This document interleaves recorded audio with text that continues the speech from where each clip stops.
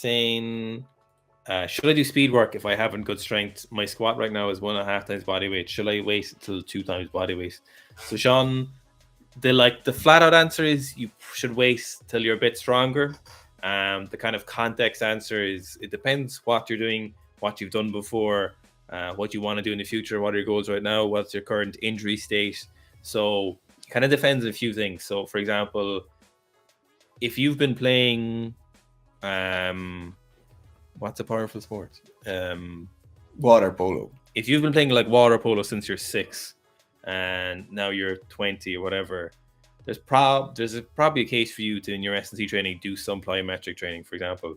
However, if you have just picked up Brazilian Jiu-Jitsu and you're 37 and you have 1.5 times bodyweight squat now, we would very likely recommend that you get closer to that double bodyweight back squat before you start doing that plyometric work. And then you go about that plyometric very, very sensibly.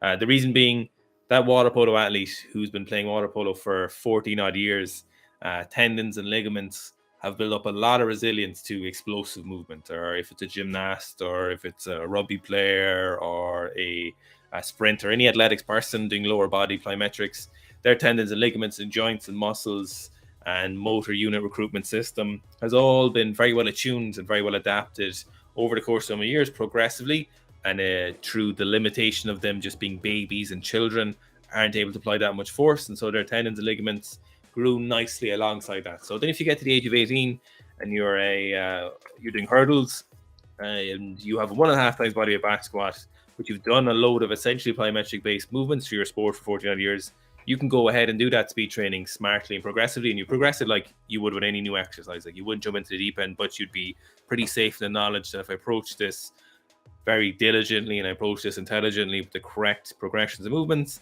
then I can do this safely and get a lot of benefit from it. But if you are 38, previously untrained, you just started jiu-jitsu, and you see that the best jiu-jitsu athletes are really fast, and you're wrestling some of the younger lads and they're absolutely smashing you in judo throws, and you're like, geez, I'd like to be a little bit more powerful.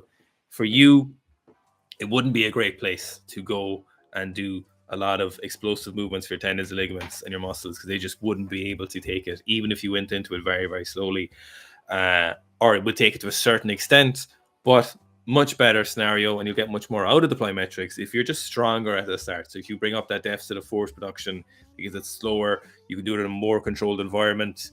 And you know, to be honest, if you're 38 and you're doing BJJ or whatever, judo or something, or taekwondo, you just start, you're not in any rush to be able to do plyometric movements. You know, you've a lot to do and a lot to learn. So depending on your context there, Sean, whatever level you fall in between those,